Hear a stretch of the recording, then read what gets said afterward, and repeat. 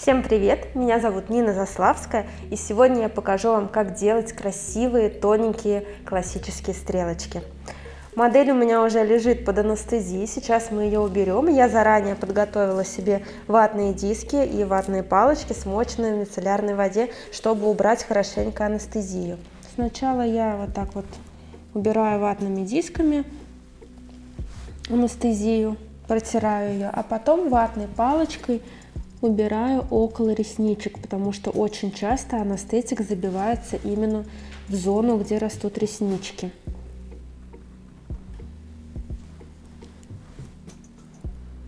Итак, мы убрали анестезию, протерли хорошенько, чтобы клиентка не моргала и все было комфортно. И сейчас я буду отрисовывать эскиз. И мне нужно сейчас выбрать правильное направление стрелочки, чтобы оно было продолжением моего глазика, чтобы это смотрелось очень плавно, красиво и не было резкого какого-то подъема, либо же чтобы стрелка не смотрела вниз.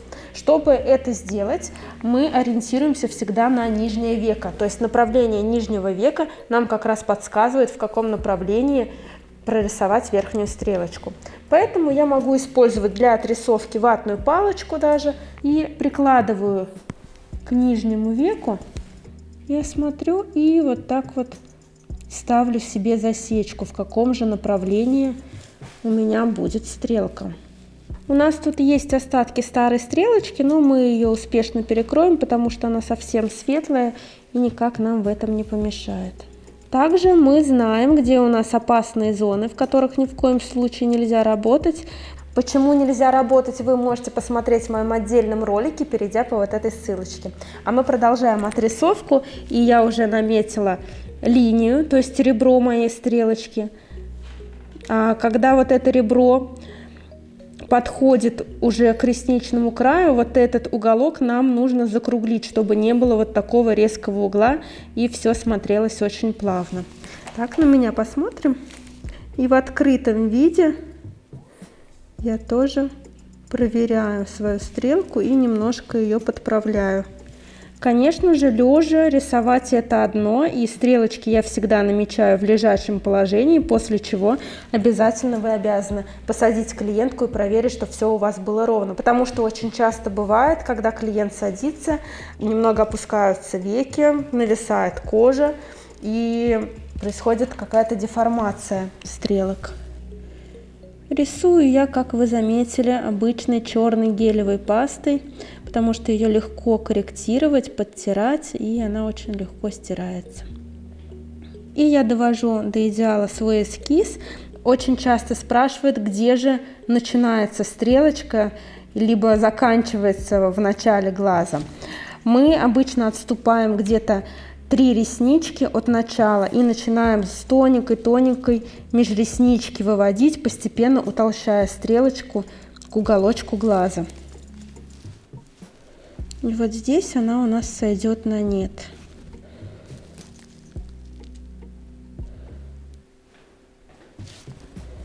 Я стараюсь сделать очень деликатную тоненькую стрелочку, чтобы она не нагружала веко, причем кончик я хочу вывести прям в тоненькую такую ниточку, чтобы она растворялась. Такая стрелочка не нагружает веко и прекрасно подходит на носку каждый день. Со вторым глазом я повторяю то же самое, и вот смотрите, начало, видите, как тоненько вывожу, причем можно ватной палочкой еще немножко подправить, чтобы изобразить вот эту тонкость начала, и тут также растворяется вот эта линия, она становится полупрозрачной и заканчивается волосок. И доводим до идеала, чтобы они были прям ровные, симметричные. Потом, конечно, посадим и проверим, чтобы удостовериться в этом.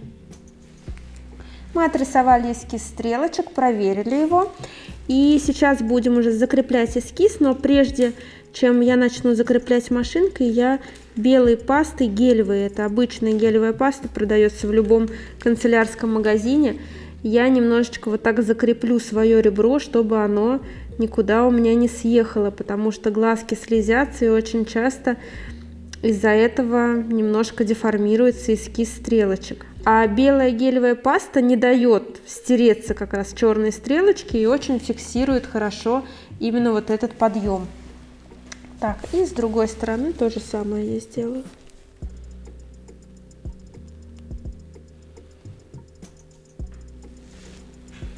И мне сразу видно, какой длины стрелочка, даже если она немножко подсмоется с кончика.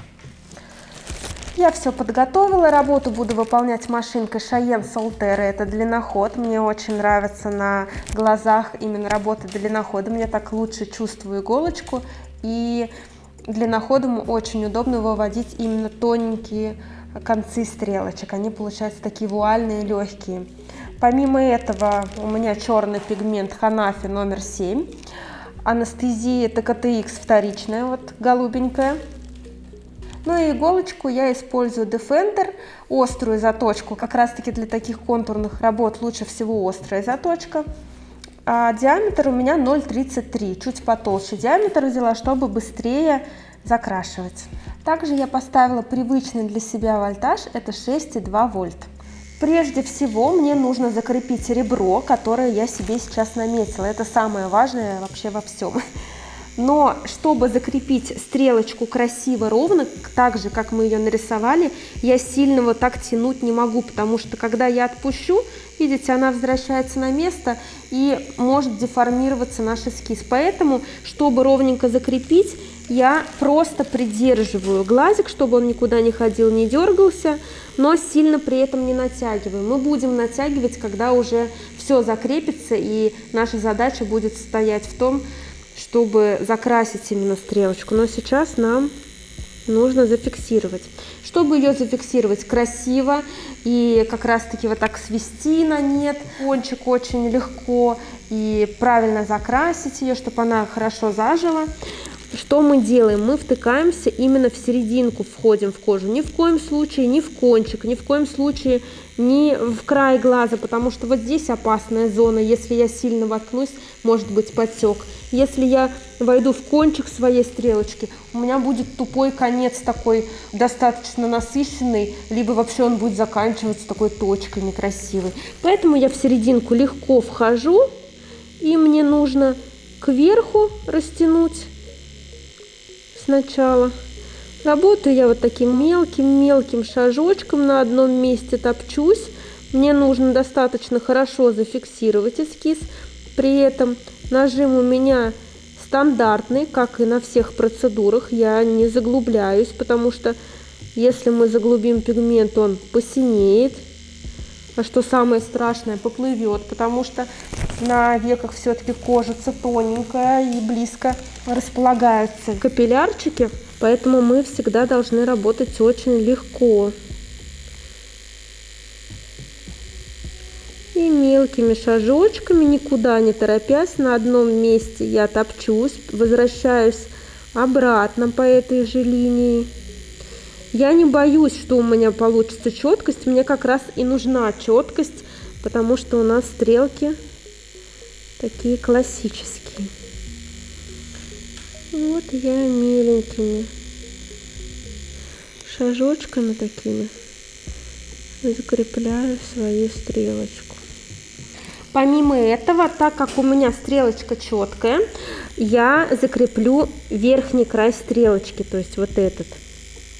Тоже втыкаюсь в серединку, слегка придерживаю веко и делаю как рамочку для своей будущей разукрашки. Здесь я свожу на нет, у меня смыкается в одну линию, в тоненькую. А здесь они, получается, расходятся, расширяются. И также по краешку я иду. И здесь я уже могу немножко побольше подтянуть, потому что на подвижном веке у меня уже нет никакой деформации при натяжении кожи. Но мне нужно, чтобы веко не ходило, поэтому я сверху придерживаю, во-первых, его пальчиком, во-вторых, я большим пальцем вот так в бок немножко подтягиваю. А указательным пальчиком ненужной руки я немного вот так разворачиваю веко, чтобы мне было удобнее вести.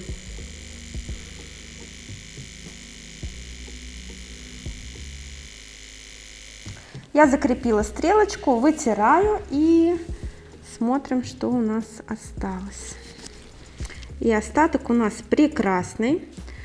Стрелочка шикарно зафиксировалась. Сейчас мы до конца это все уберем. Я зафиксировала эскиз, и посмотрите, вот такая фиксация у нас хорошая получилась, все прекрасно видно, как разукрашка детская, да, осталось только внутри заполнить цветом. Но сейчас, да, я хочу нанести анестезию, чтобы клиентка вообще спокойно себя чувствовала, но для этого мне нужно немножечко повредить межресничное пространство, чтобы анестезия там тоже подействовала. И как раз в межресничном пространстве у нас находятся основные сплетения наших сосудиков. И основной как раз вот этот отек у нас исходит из межреснички. Поэтому мы сейчас нанесем вторичную анестезию на нее, и отечность будет меньше. Скорее всего, ее совсем не будет, если мы будем работать деликатно и не травматично. Но чтобы нанести анестезию, я сейчас пройдусь по всей поверхности внутри и, конечно же, зацеплю межресничку. Ну и потом нанесу анестезию и перейду к фиксации второго века. Сейчас моя задача не стоит в том, чтобы закрасить, посадить пигмент. Мне нужно всего лишь слегка поцарапать. Поэтому я могу уже натянуть, как мне удобно. Мы уже все зафиксировали. И мелкими-мелкими движениями, вот такими очень поверхностными, я прохожусь по всей стрелочке внутри.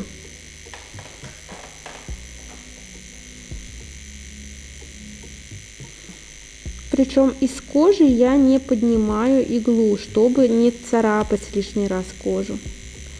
Иду мелкими штришками.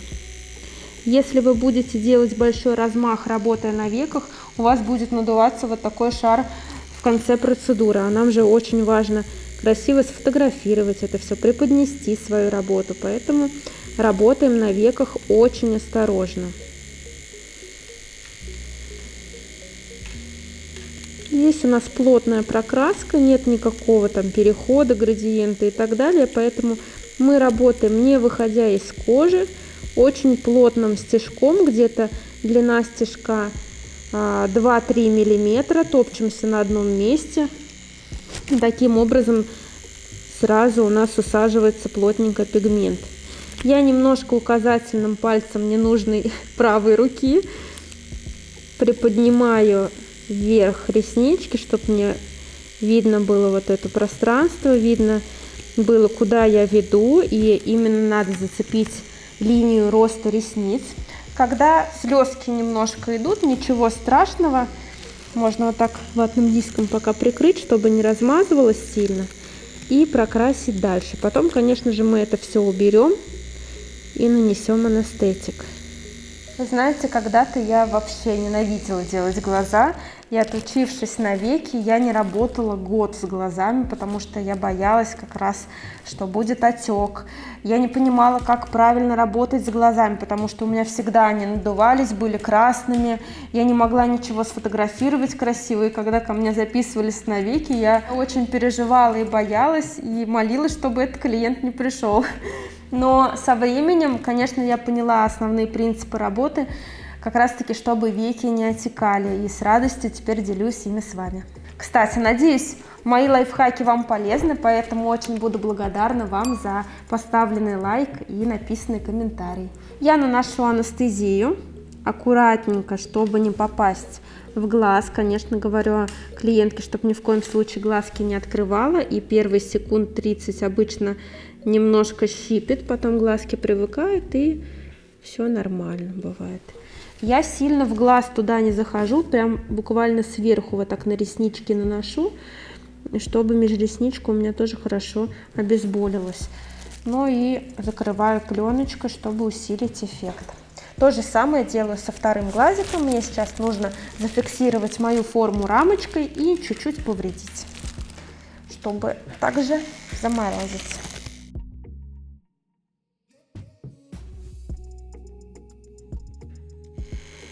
Все, я обезболила вторичным анестетиком, и сейчас начинаю плотную закрасочку внутри.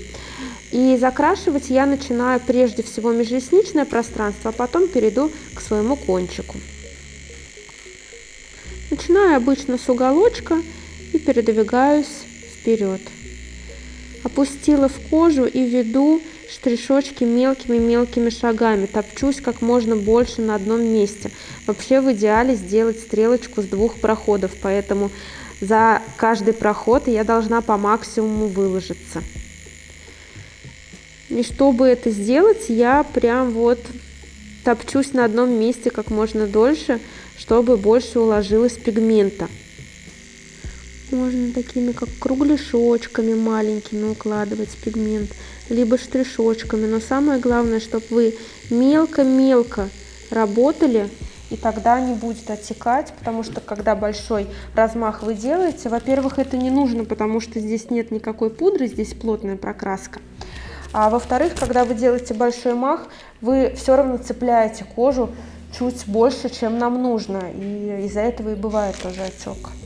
Бывает такое, что красочка вот так выливается, задевая о реснички, обычно это происходит.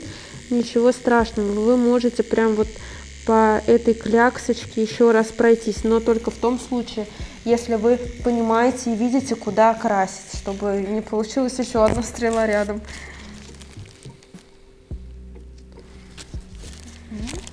Вот уже хорошенько пигмент усаживается, но нам нужно плотно-плотно, чтобы черная-черная была стрелочка. И обычно в таком случае стрелочки заживают с первого раза. Натягиваю хорошенечко глаз. Сейчас мы можем себе позволить натянуть. Большим пальчиком я вот так вот в бок тяну, а указательным наверх, чтобы реснички смотрели кверху, чтобы мне было видно, куда красить. Ну и тем самым я придерживаю глазик, потому что может быть такое, что он будет сам немножечко шевелиться, дергаться. Это обычно происходит непроизвольно. Либо еще какие могут быть помехи во время процедуры. Например, может слезиться, да, глаз. В таком случае нужно протереть слезки, все убрать, лишний пигмент, подождать, пока слезоточивость немножко прекратится, и продолжить процедуру. Здесь я прокрашиваю именно зону ресничного края, и именно межресничное пространство красится тяжелее, чем кожа на веках, потому что там кожа немножечко другая, плотная, там растут реснички, и ее тяжелее прокрасить. Поэтому я тоже топчусь на одном месте и работаю по такому же принципу, как и на всей зоне век. Сейчас моя задача стоит в том, чтобы я закрасила очень плотно межресничку. Конечно же, я немножко поднимаюсь от ресничного края наверх и ориентируюсь на свою разметку, которую я зафиксировала, когда обводила свой эскиз. Конечно, за пределы своей разметки я не выхожу. Она мне для этого и нужна, чтобы получился красивый ровный край стрелочки. И, конечно, моя задача сейчас и прокрасить и межресничку, и захватить зону, где у меня подводка сверху межреснички, чтобы лишний раз не возвращаться туда. На веках пигмент я всегда убираю мицеллярной водой, без всяких отдушек и примесей. Прекрасно удаляется пигмент, ничего не размазывается вот такими черными кругами, ну и быстро это все протирается. Попробуйте, кто не пробовал еще мицеллярную воду, прям шикарно. Лучше, чем зеленое мыло. Именно вот на веках я всегда мицеллярку использую.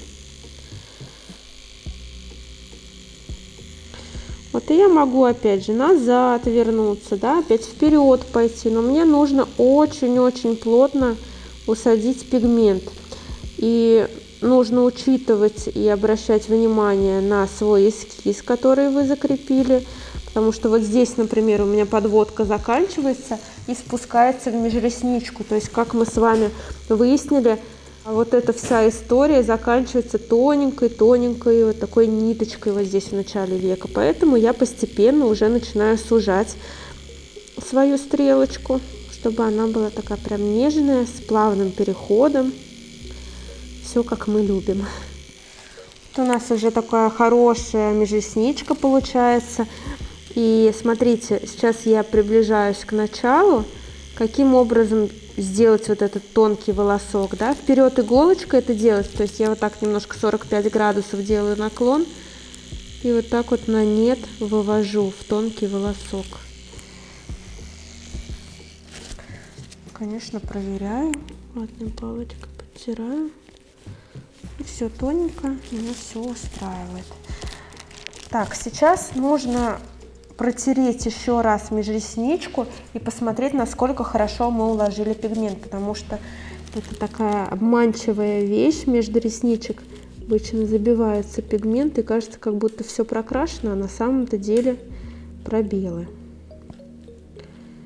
Сейчас хорошенько ее протрем. Вот так, видите, есть недокрасы. Вот здесь недокрас, вот здесь, вот здесь. Вроде пигмент черный хорошо лежит, но прослеживаются такие более светлые участки, но мне нужна прям черная, очень плотная стрелочка. Поэтому я делаю еще один проход. И посмотрите, мы с вами за один проход справились, можно сказать, со всей стрелкой.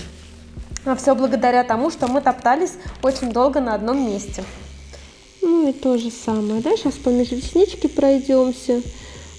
Смотрю я по краешкам, чтобы линия была ровная, чтобы тоже так же было четенько. Точно такими же движениями я вот так вот прокрашиваю эти моменты. Еще раз прохожусь по всей межресничке. Даже там, где все хорошо, я тоже могу пройтись. Но, конечно, заостряю свое внимание именно на тех местах, где есть какие-то недокрасы. Кстати, еще один такой полезный совет. Когда приходит к вам клиентка, которая очень любит плакать, ну точнее, у которой слезятся глаза, бывает такое, опять же, непроизвольно это обычно происходит, просто такая слезливость. Очень помогает ватный диск натягивать глаз, потому что по мокрой коже все скользит, перчатка, невозможно нормально натянуть веко. Вам поможет обычно ватный диск, вот так вот под пальчик, и прям ватным диском натягиваю, все прекрасно держится. Вот и я выравниваю везде вот эти участки, смотрю, чтобы все было идеально. Ну и немножко вот здесь вначале тоже чуть-чуть поярче, чтобы она прям плавно сходила на нет. По межресничке у меня все прекрасно, все, пробелов нет. Я перехожу к своему кончику, к уголочку. Еще раз довожу до идеала вот эти непрокрашенные моменты. И, собственно, все. Процедура, как вы видите, несложная. Сложность в том, что вы боитесь делать глаза. И страх, конечно, больше всего мешает. Нужно постараться попробовать, хотя бы полюбить эту зону, не бояться, и тогда будет все шикарно получаться. Ну и еще сложности какие могут быть. Это вот когда клиентка сжимает глаза, когда слезоточивость, опять же, либо когда чувствительная процедура, либо клиентка сама боится и страх передается мастеру. Поэтому, как видите, в прокрасе сложностей нет, то есть тут нет никакого сложного вычурного градиента или там рисунка, тут просто как разукрашечку мы закрашиваем стрелку. На кончике с осторожностью тоже я делаю легче нажим и вот так вот свожу на нет кончик, чтобы растворился прям в тоненький вот такой вот. Сейчас мы посмотрим, подотрем. Вот смотрите, какой у нас изящный кончик красивый получился. Ну вот здесь есть небольшие пробелы, сейчас мы их закрасим и вообще супер будет. Теперь я тоже себе хочу такие стрелки.